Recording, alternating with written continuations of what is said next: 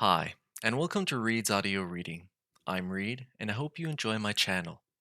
Today I'll be reading a tournament adventure for the Advanced Dungeons & Dragons game Into the Forgotten Realms, designed by Ed Greenwood. This adventure was published in Dragon Magazine issue 95, March 1985. Into the Forgotten Realms. Editor's Note: Into the Forgotten Realms is a tournament module for the AD&D game which was used at Gen Con 17 Game Convention in August 1984, designed to be played through by 10-player characters. A time limit for 4 hours real time is placed on completing the adventure for scoring purposes. The ascent in this module is on role-playing and creative problem-solving.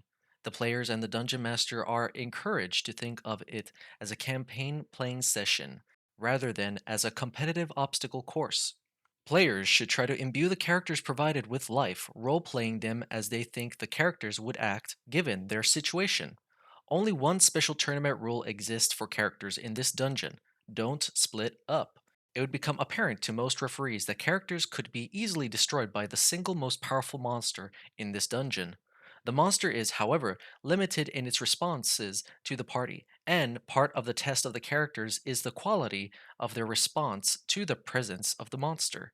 The characters may evade the monster, play along with it, or even find some way of successfully destroying it, though this would be very dangerous. Characters are initially provided with spell lists, but as the adventure progresses, assuming the characters stay in the dungeon for more than a day's time, new spells may be selected.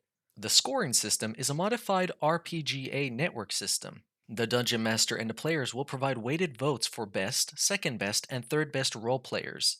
Players can vote for themselves, and the DM will award additional points for instance of excellent role playing and excellent performance in dungeon situations. The setting is the Dalelands of the Forgotten Realms, a fantasy world often featured in Dragon magazine and many articles, written by our tireless contributing editor, Ed Greenwood. Players' information. The following text should be either read to the players or distributed to them on paper before the start of the tournament. The Dalelands of the Forgotten Realms have been your homes, as well as your adventuring grounds for many years. The following events are common knowledge among you and have weighed heavily upon your thoughts for months. Lord Lashawn, recently made ruler of the tiny coastal land of Scardale, so named because it lies within a long river gorge, or scar, raised armies to conquer the surrounding dales, and he nearly succeeded. It has been a long, bloody year of battle up and down the dales, and most of them, Harrowdale, Battledale, Deepingdale, Tasseldale, and Featherdale, have felt Lashan's rule during it, while the remainder have had to fight off warriors in their very streets. In the end, Lashan's military power was broken by the combined might of the kingdoms of Sembia to the south and Cormyr to the west, both of whom preferred a cluster of peaceful, independent dales as neighbors to a tyrant warrior kingdom.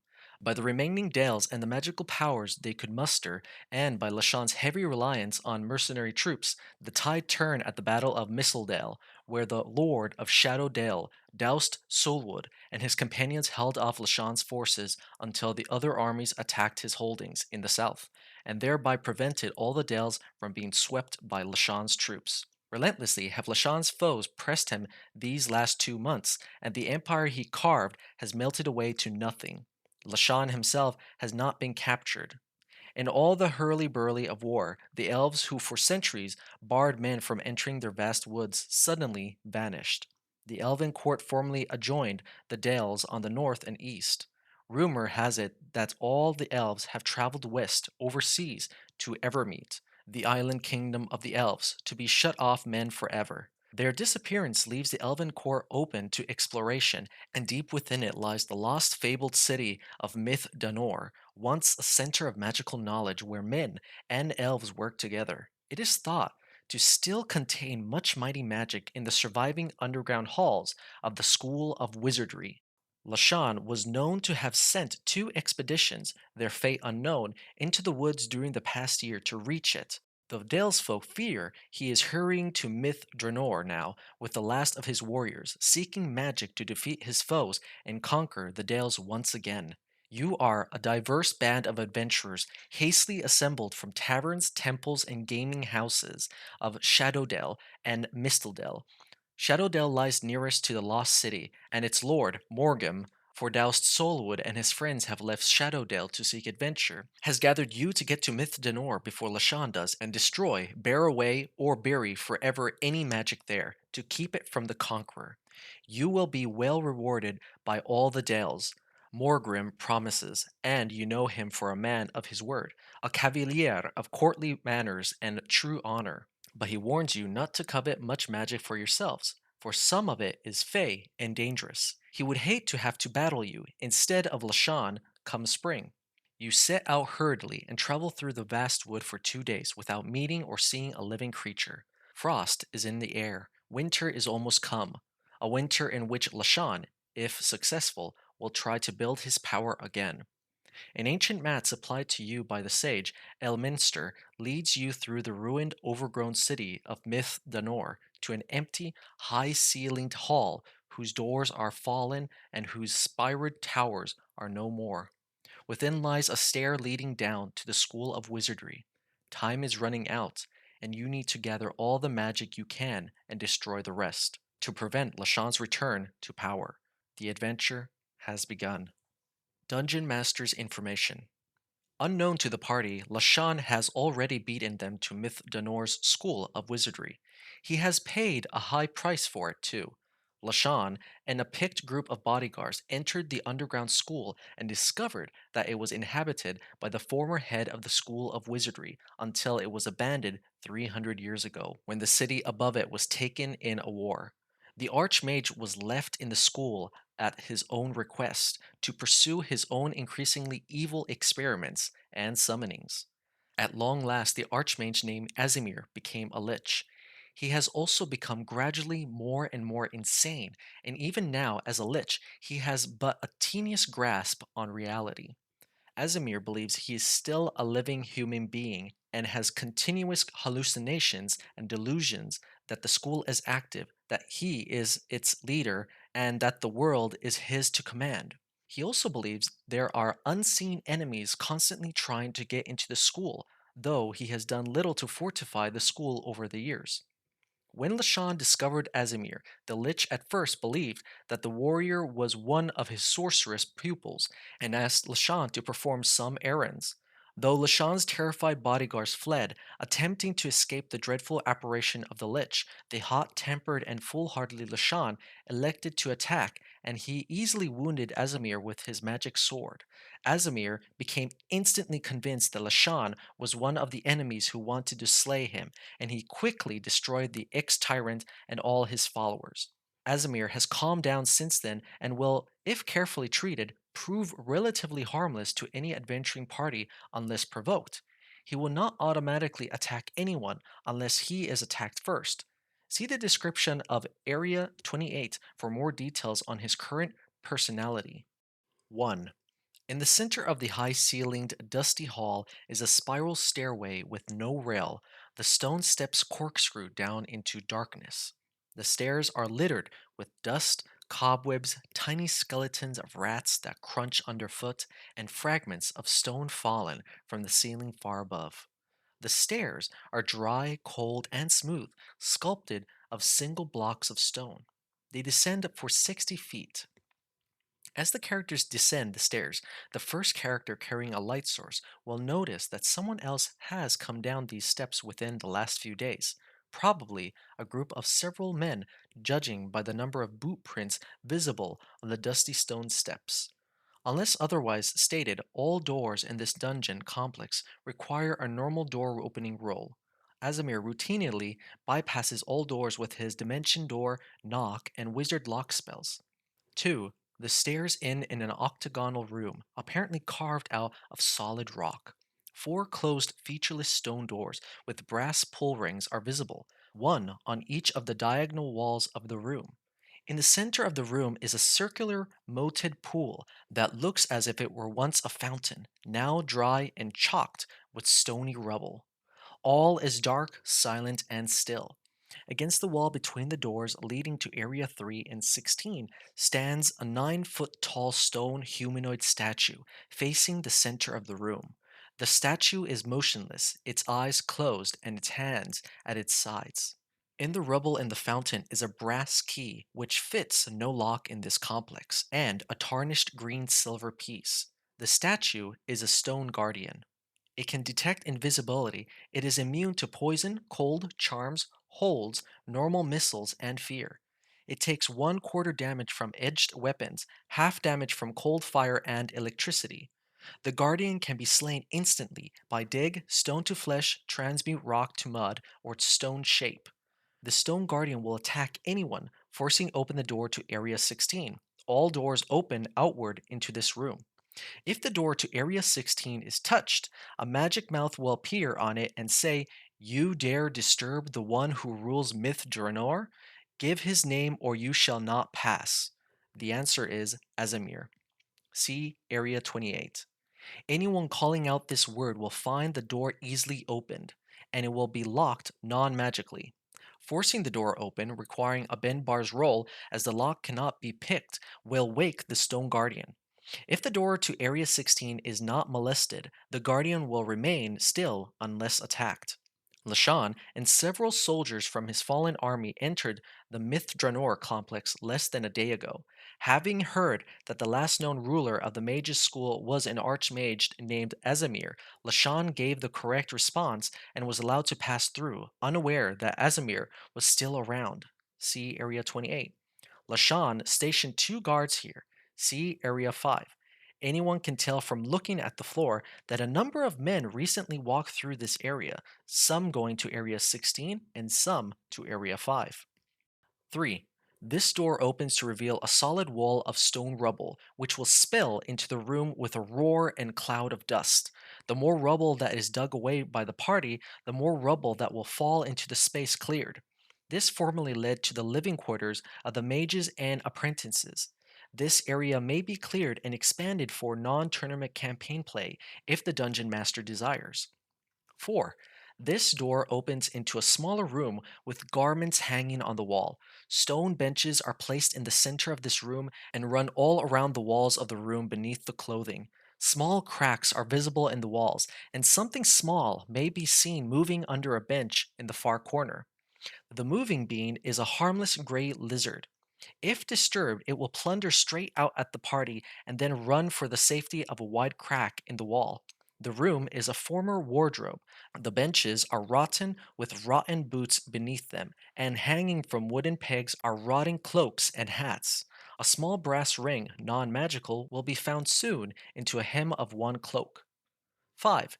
The door from Area 2 is already open, leading into a featureless 30-foot long stone passage, which leads to an open stone door. This last door opens into a 30 feet times 70 feet room with a 50 feet ceiling that was once a feasting hall. Rotting long wooden tables march into 2 lines down the room with 15 wooden chairs on each side and a high backed seat at the far end. Archways open in the middle of the walls on the right and left, blocked by cobweb shrouded curtains. At the far end of the room hangs a rusty iron bar high up on the wall brackets. From the bar hang long tatters of mildewed black fabric, once some sort of vast tapestry covering most of the walls. Not enough is left to tell what it depicted. 2 bodies, slain within the last few days, will be discovered in this room. Both of the bodies are human males wearing chainmail armor and carrying broadswords.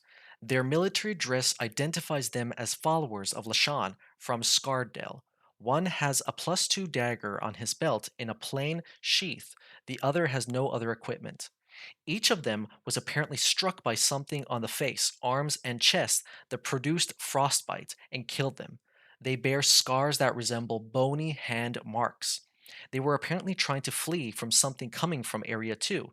See Area 2 and 15. What struck each of these formerly second level fighters was, of course, Azamir, who was enraged by Lashan's successful attack upon him and had a killing frenzy. If Speak with Dead is used on either of the two men, he will shriek in terror, crying out about the cold, the cold. If asked who slew him, the man will answer, the bones, the walking cold bones. The DM should play this up for maximum horrific effect on the party. 6. The archway on the left opens into a smaller 20 feet by 30 feet room with a single long table and 5 chairs drawn up around it. This was once an exclusive dining area for the teaching wizards, the masters. A passage leads off to the south. If the furniture is examined carefully, a 1 foot long tapering wand of wood, stained to match the table, might be found slipped into ring like holders on the underside of the table. It is a wand of wonder, with its command word Zampur engraved on the butt. The wand will only be noticed by the detect magic or detect invisibility spell, or if anyone specifically searching the table rolls a 1 on a d6. 7. Garderobe toilet. This room contains only a wooden seat with a hole in it, a torch bracket above and a shelf beside it, and a peg in the wall for coats. The hole leads down into a stream far below. If one lifts the seats from its ledges, one can get down into the stream using a rope. Trying to climb down the narrow tunnel to the stream without a rope leaves a 40% chance for anyone except a thief to slip and fall, doing 2 to 12 HP damage to himself. If any characters drop into the stream below, which flows to the south, see Area 24 for further information. 8. Garderobe identical to Area 7, except that anyone trying to climb down into the stream below will become stuck. A thief has a chance equal to his climb walls roll, one attempt only allowed, to get free and continue on down the shaft. 9. This was a kitchen with a chopping block table and a beam ceiling with iron hooks overhead. All utensils are gone. A large sooty stone hearth and chimney are also present. In the end wall on the character's left is a low arched opening that begins 2 feet up the wall. Two heavy wooden doors with diagonal framing face the characters on the wall ahead. If anyone inspects the chimney closely, a shrieking purple yellow eyed bat will fly out of the chimney right at the characters. It's an ordinary bat, has 2 HP, bites for 1 HP damage, plus disease, as per cause disease, if a save versus poison is not made. A character may climb up the chimney if he possesses any climbing ability, otherwise, a character has a 40% chance of successfully climbing the chimney passage. The chimney exits into the ruins of Myth Draenor overhead, serving as an emergency escape route, though it is a filthy one too. If the chopping block table is closely inspected, it will be found to be covered with a peculiar gummy ichor. A large meat cleaver is lying on the tabletop, its blade also covered with the ichor. This is the place where Azimur has been killing larvae brought to him by summoned demons and night hags, which helps him to maintain his lichhood, though he no longer sees himself as a lich at all. 10. This 10-foot wide, 20-foot deep root cellar has a low arched stone blocking ceiling and a fairly level solid stone floor. In it are a bunch of old moldering onions, a spongy, pungent smelling keg of beer, now spoiled, a large pile of straw, and a row of 6 empty earthenware jars. A seventh jar has rolled into a corner and still has its stopper in place. It is heavy, and sloshing noises come from inside when it is moved. The jug once contained potent root wine. However, it and the beer have both spoiled and are now poisonous. Loss of 2 HP, plus racking pains and nausea for 1 turn if any amount of these is consumed. No spellcasting, attacks, or defense possible during this time, though neither tastes bad. Hiding under the straw in the cellar is a larva. The larva escaped from Azimir a week ago when brought over to the kitchen, Area 9, and Azimir, in his addled state, never thought to look for it again. If discovered, the larva will plead for mercy, spewing forth any number of lies and false promise to help the party. It only wishes to escape the dungeon. It will claim to be a paladin cursed by Asmir to look like a worm, but will not say anything more about Asmir except that the mage is crazy. The larva will make no reference to Asimir's lichhood. 11. The door in this room is latched but not locked. It creaks loudly when opened to reveal a long, bare room that smells faintly of herbs, apples, onions, and the like. The floor is strewn with damp, rotting rushes, among which comes a phosphorescent glow at the far end of the room. The glow is from a small, 1 foot long, harmless glowworm. Nothing of value here. This room was a pantry. 12. A room identical to 11, another pantry, but without the glowworm. If the chamber is searched thoroughly, a narrow gap may be found in the walls at the back, leading to area 13.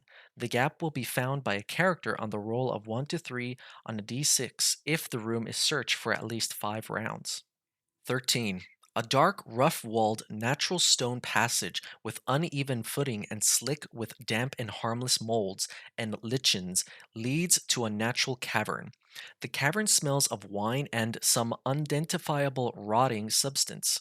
The floor has a secret door in it, detected on a 1 on a d6 roll by any character searching for it. Roll once per turn of searching. If the door is opened, a small pit will be discovered in which the moldering remains of several larvae and some minor treasure are stored. A potion of fire giant strength, 120 gold pieces, and a wand of magic missiles with 3 charges will be found here. 14. The door to this room is made of stone and locked. It must be picked or forced open with a bend bars roll to get in. Within is a 20-foot times 20-foot empty room once used as a storeroom. 15. Another storeroom with a stone door, but this door's lock has been picked. Opening this door will still acquire a bend bars roll, since material has been shoved against the other side of the door to jam it shut. Inside the room is the body of another of Lashan's men, an elf fighter slash thief in leather armor who was probably the last of Lashan's men to die inside the mage's school. The elf escaped from Azimir as the Lich chased and killed the rest of the men in the northern end of the dungeon across the chasm, Area 16. Having made it across the chasm, the elf discovered that Azimir had used Dimension Door to arrive in Area 2, judging from the screams of the guards there. The elf took refuge in Area 15 after picking the lock, but Azimir found him anyway with another dimension door. Azimir, still enraged from Lashan's successful attack on him, see Area 28, immediately slew the elf with his freezing touch. Frostbitten scars in the shape of skeletal hands appear over the elf's face, arms, and chest. If searched, the elf will be found to have a set of thieves' tools, a pouch inside his armor with 2 gems, both worth 100 gold pieces, a pass identifying the bearer as an agent of Lashan's army, and a ring of water breathing, as per the druid spell, with indefinite duration. A Speak with Dead spell will reveal the elf's spirit to be irrational but very calculating and angry that he has been slain. He knows it was a lich that killed him, but will not tell this to the party out of sheer maliciousness. He was a neutral evil elf. If he thinks he can mislead the party, he will try to do so. 16.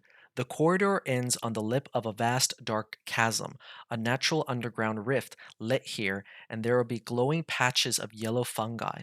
Some 70 feet away on the other side of the cavern and slightly lower, the corridor opens out again. The rough stalactite studded ceiling of the cavern is visible overhead. The bottom is shrouded in darkness. A pebble or other item dropped down will take 2 seconds to hit, indicating a depth about 60 feet. The chasm is crossed by a row of 7 glowing, pearly white squares, apparently made of only of light, each 7 feet times 7 feet, and separated from the next square by a 3-foot gap, or 1.5 feet from the tunnel floors on each side. All is silent. Far to the left, 90 feet away, some sort of arch bridge or viaduct can be seen, parallel to the squares of light. See Area 24. The sound of rushing water comes from the bridge. The chasm is 60 feet deep, measuring from the level of the squares. Any character falling into it takes 66 damage and must make a system shock roll in order to escape becoming lame. Roll a percentile dice whenever a character moves from one square to the next, with a result of 100 indicating that the character has slipped on a square's slightly slick surface and fallen. Do not roll when a character crosses from tunnel to a square or from a square to a tunnel mouth. A running character has a 10% chance of slipping off when jumping from square to square. A character will normally cross the chasm in 3 rounds, taking half a round, 5 segments to cross from one square to another. Crossing from a tunnel to square or vice versa is considered to be automatic. Running across the chasm successfully takes only half a round. If struck solidly by a monster, see below, while on one of the squares, a character has a 5% chance of falling off per hit point of damage inflicted on him. The light squares will solidly support characters without dipping or moving regardless of how much weight is put on them. A dispel magic cast on a square will cause it to wink out of existence instantly, dropping whatever is on it to the chasm floor. When the foremost member of the party reaches the center square over the chasm, a Doombat kept as a guardian by Azimir attempts to bite for 1 to 6 HP and lashes for 1 to 4 HP. Shriek ruins all spellcasting attempts and causes all to hit attempts to have a -1 penalty. Light spells will keep it from attacking. The Doombat will attack by sweeping past the party, biting and tail lashing as it shrieks for 5 rounds. The Doombat, after it finishes the 5 round shrieking attack, will then start attacking characters by snatching at them with its feet. Roll to hit as a 6 HD monster to grab victims, and dropping them into the chasm. Once someone has fallen into the chasm, the Doombat will fly down and attack the character there continuously until the victim is slain. The Doombat cannot enter the tunnels leading out of the chasm. It is famished from lack of food and will never retreat once its attacks have started. Anyone hearing the Doombat's cries has a 5% greater chance of falling when moving from square to square. When the foremost member of the party reaches the square closest to the northern tunnel entrance, a piercer will fall on him or her, normal to hit roll required. 17. The chasm is dark with a rocky floor strewn with sand. There was once an underground lake here. Bones from the Doombats and Piercer victims and some minor treasure. Glowing molds and fungi can be found here, and harmless crickets and cave snakes nest in the shadows. The shell of a long dead giant scorpion rises ship like at the eastern end of the chasm floor, and the remains of several humans litter the ground under the light squares. All fell from the walkway above. Only the most recently dead human may be contacted using a Speak with Dead spell. He will prove cooperative, but only if his body is given a proper burial. His religion requires his body to be immolated. He knows about Azimir's lichhood, having been in Area 28 when Lashan attacked the former Archmage, but he ran from the scene before he knew of Lashan's fate. One skeleton wears rotten leather armor with a short sword +1, +2 versus magic using, and enchanted creatures, and 2 normal silver daggers, one at belt, one in left boot. It wears a gold ring worth 10 gold pieces and has 60 feet of waxed cable looped around its waist as a belt. Beside this one is a skeleton in rusty but usable chainmail, with a crumpled metal shield under it, a long sword belt to it, and a hand axe fallen nearby. It has a tinder box, 2 large empty sacks, and a broken lantern. A skeleton in tattered robes is close by, wearing a brass ring, a +3 ring of protection, and clutching a broken staff.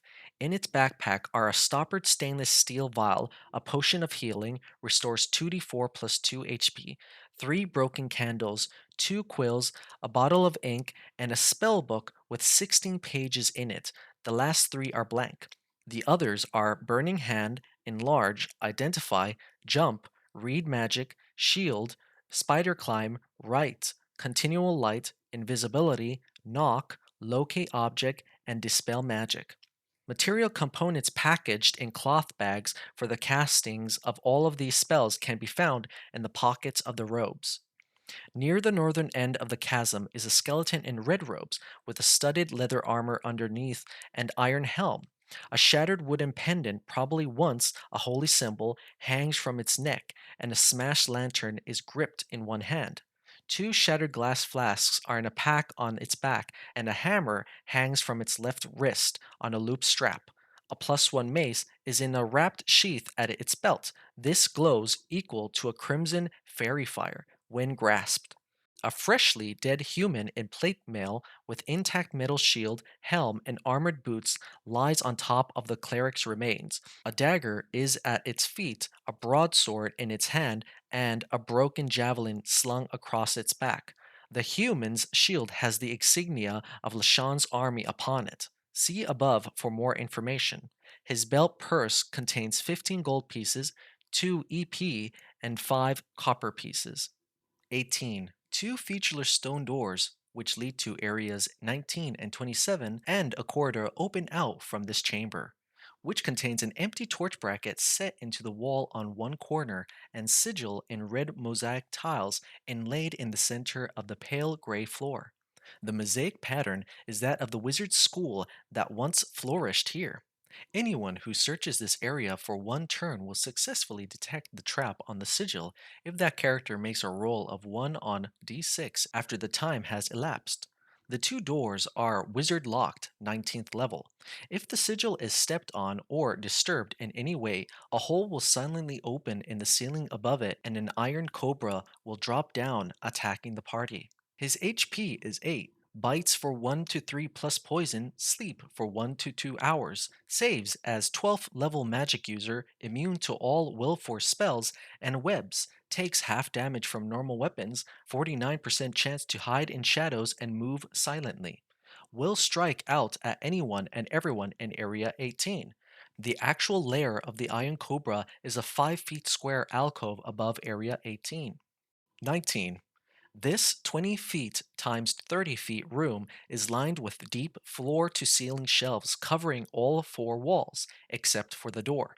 In the center of the room is a sturdy trestle table and two high stools. The shelves are crammed with stored material components for spells and equipment, including 16 brass braziers, a pot of pitch, 8 intact turtle shells, and a wide assortment of jars containing the following: coal, charcoal, salt, soot, glowworms in fluid, powdered iron, powdered brass, powdered silver, owl feather, duck down, sticks and blocks of incense, dried basil, dried savory, catnip, 500 copper pieces, 100 pearls, each 100 gold pieces value, fleece, wool, 600 crystal prisms, sand, rose petals and water, glass rods, crystal beads, human eyeballs in fluid, giant octopus ink, giant squid sepia, wax, blocks, string, snake tongues, straw, gloves, nutshells, twigs, pebbles, bark, chips,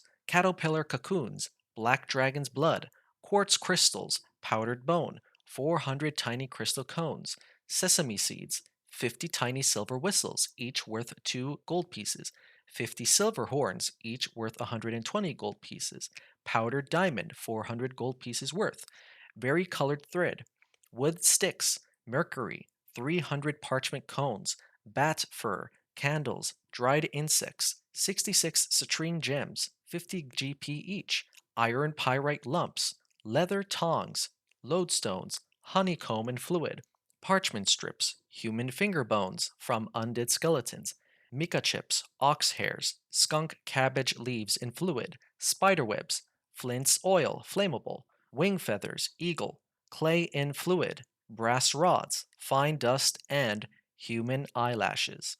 If the shelves are examined closely, a doorway wide section in the southeast corner will be found to have joints in it, breaks or seams in all the shelves. If pulled, this section will swing out to reveal a dark passageway behind it. 20. This 30-foot times 30-foot room has an unlocked open store door. It contains only a wooden armchair and a circular table with a ring of 8 stools around it. All are rotting and somewhat rickety. 21. This area is similar to Area 20, except that the door is closed and wizard locked, 19th level. The walls of this room are covered in illegible scrawls written with charcoal stick. Azamir, in his madness, believes he is creating a new potion formula that will give him immortality and godlike powers. In truth, as any magic user of 8th level or higher will be able to tell, it is meaningless. 22. This large, 60-foot high to 170-foot long times 40-foot wide as its widest, A regular, natural cavern has a sandy floor and a clear watered, cold, swift flowing stream at its west end. The water falls down the rock face from clefts high up, collects in a tiny pool, and flows swiftly to the southwest where the cavern narrows. It is large enough for characters to swim across. This room is lit by a faint fairy fire radiance cast on the ceiling above the stream. Two of Lashan's men escaped as far as this cavern when Azimir became enraged, but their bodies lie in the northern east end of the cavern, slain by magic missiles. Each man is dressed in chainmail and carries a broadsword. Neither possesses any equipment of consequence. If contacted by Speak with Dead spell, either man will prove talkative, but neither of them knows of Lashan's fate. 23. The stream rushes rapidly along a natural passage, a rough walked chute with 4 to 6 inches of dank airspace between the stone ceiling and the water. Characters swimming the icy stream will become numb almost immediately. They will find it hard to hold things, their coordination becoming slow, imprecise, and weak. Reduce dexterity by half, dropping fractions. This effect will last for 5 to 10 rounds after a character leaves the stream. Between the cavern, Area 22, and the viaduct, Area 24, the swimmers will be swept into a skeleton lodged against an old iron grating, which is twisted to one side, allowing easy passage past. Examination of the skeleton, which is that of a magic user, will reveal a brass ring of feather falling and a silver dagger in a belt sheath. The skeleton has a single pearl on a chain around its neck, a pearl of power which recalls a third level spell if worn by a magic user. 24. The stream is carried across the chasm here by a 4-foot high walled viaduct before it plunges once more into a rocky tunnel. If the stream is followed further, the party will find it passes underneath two shafts or holes, the garderobes of Area 7 and 8, before sweeping on for miles under the earth to join the river Ashaba just north of Mistledale. The cold water will quickly paralyze any unprotected character who is even partially immersed in it, with this effect beginning as soon as the character passes the shaft leading up to Area 8.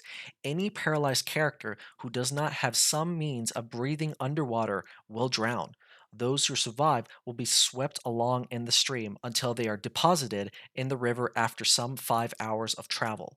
It is possible for a character to walk against the current, but only if some sort of protection from cold is employed, such as a cube of frost resistance, a ring of warmth, or a resist cold spell.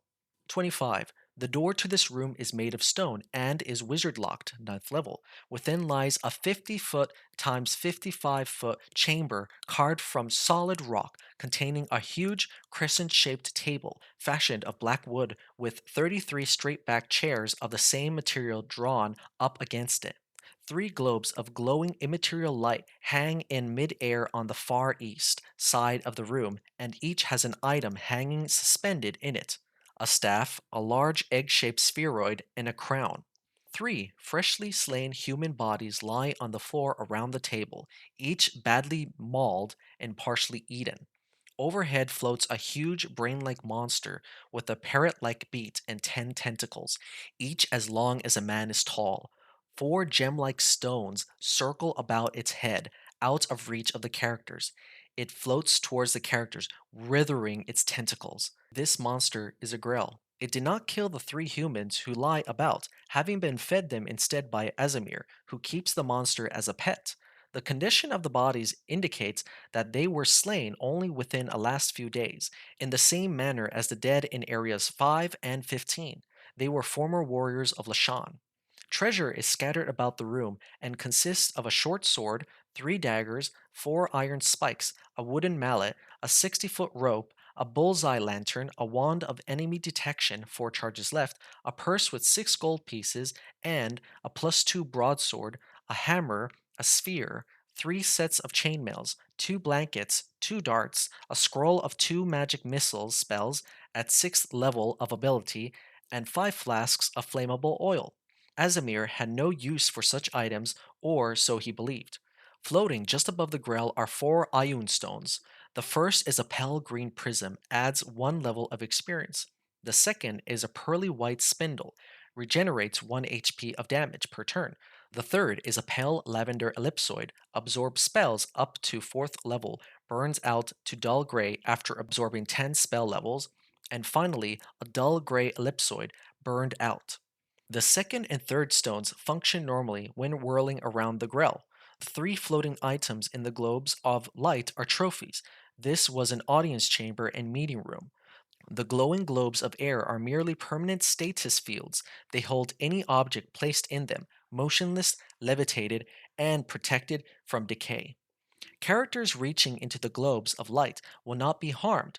The items are the Staff of Curing, 4 charges left, a red dragon's egg, fertile and hatchable within 2 weeks, value 1,500 gold pieces, and a crown of silver, worth 550 gold pieces, set with 6 black sapphires, value 5,000 gold pieces each, and a 5,000 gold piece value clear red ruby, set in a spire in the center front of the crown. This ruby is actually a gem of seeing. 26. This hallway is lined on both sides with a total of 15 life-size stone statues standing on 1 foot tall blocks of stone. They are extremely lifelike and all radiate a faint glimmer, but are merely well sculpted statues of famous magic users, nothing more. Dungeon masters using this module in a regular campaign may consider having a few or even all of these statues be petrified magic users, powerful mages who taught at the school and elected to wait in this way for apprentices to wake them in time of need. Two closed, wizard locked 19th level stone doors are set in the walls of this hallway, one at the east end and one at the south wall, leading to areas 27 and 28 respectively. 27. This 20 feet times 60 feet room was once the library of the School of Wizardry. Now it is a fiery scarred ruin. Ashes and crumbling charred shelves line the walls and litter the floor in the center of the room, where remnants show that 3 tables with 4 chairs at each stood here. Dust lies thick on the ashes. The fire was not a recent thing, and surprisingly few ashes are in the shelves. Close examination will reveal that the books and scrolls of the library were almost all gone or removed before the fire occurred. Walls, floors, and ceilings are all blackened by smoke, and if these are looked at, the outlines of a narrow door can be seen at the south wall in the corner where it meets at the west wall. If this area is pushed, it will slide noisily away to reveal a dark, silent passage. 28. This room is a 30 feet times 30 feet and furnished with a massive carved wooden armchair, an oval side table with a large book on it, and a purple tapestry on the south wall adorned with a golden sigil identical to the one on the floor of the central hallway, Area 18. The room is illuminated by a brightly glowing ball of green fungus that sits in a bowl full of what looks like water and old black blood. A skeletal hand, still blotched with scraps of rotting flesh, is visible projecting half out of the bowl. The fungus is growing on the carrion. The bowl is under the stable. Sitting in the chair is a skeleton with shriveled skin still adhering to it. It is wearing rotting robes and its eyes are too cold, twinkling white points of light. It gestures at the characters to approach. This is Azamir. Though, as a lich, he is immune to further attacks causing insanity. Azamir's mental illness predated his conversion into a lich, and his insanity cannot now be cured by any means. Azamir is still well equipped with spells, and his condition still allows him to cast them, though he has a 1% chance per level of a spell attempted of blowing the spell so that it does not go off.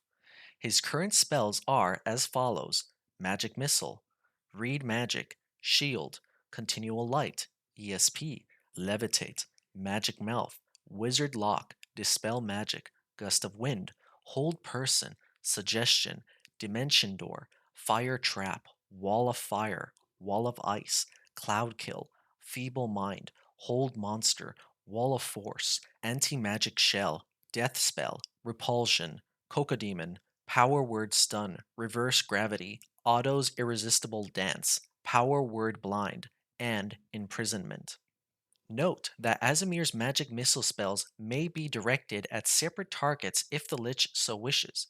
Azamir will employ these first, interspurring them with any defensive spells he deems necessary. For example, Feeble Mind on spellcasters, Hold Person or Hold Monster on charging attackers, or Reverse Gravity on a group of attackers, Anti-Magic Shell if he faces many spellcasters, and so forth. Azamir will use Dimension Door to get into Area 29 if seriously threatened. All of Azamir's spells are written in the book on the table.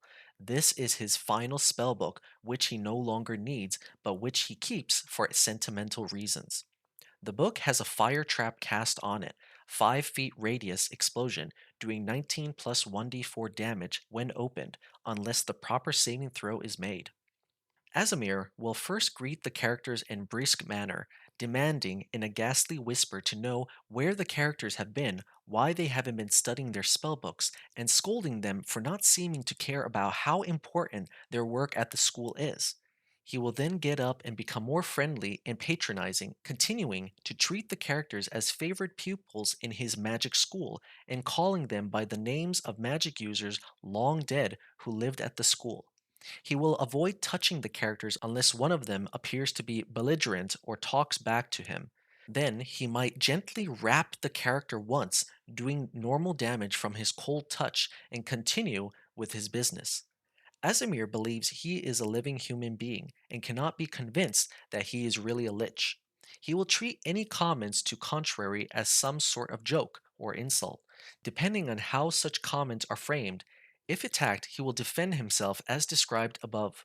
Though he continues to summon night hags and demons to collect larvae, enabling him to maintain his lichhood, he believes this will help him to achieve godhood, which will never occur. No sign of Lashan will be seen in the room, and there are no signs of a scuffle. If Lashan's description is given to the Lich, he was 6 feet tall, dark haired, with a heavy beard, very muscular, and had green eyes. Or, if he is named, Azamir will become agitated and curse Lashan as a traitor, backstabber, thief, liar, and cheat. The Lich will heap abuse upon Lashan, eventually stopping to give out a horrifying giggle and admit that Lashan now sleeps at the center of the world. After stunning with the power word stun and paralyzing Lashan with his touch, Azamir used an ESP on the unfortunate tyrant, learned about his life, and then cast an imprisonment spell on him. The dungeon master may have Azamir perform any number of bizarre behaviors and say nonsensical and crazy things when interacting with the party. Azamir has no desire to leave his underground home, and if left alone, he will eventually waste away and his spirit will perish within a few hundred more years.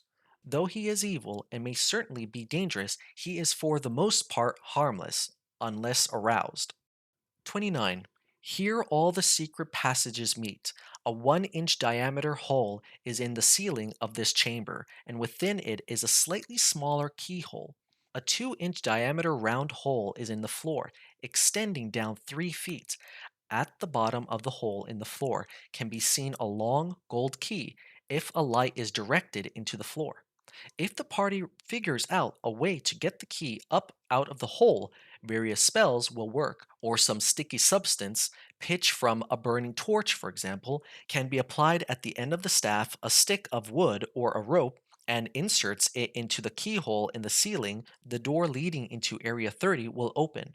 The Lich will flee here if pressed, using a reverse gravity spell to get at the key, which is the only unfixed object in this chamber. 30.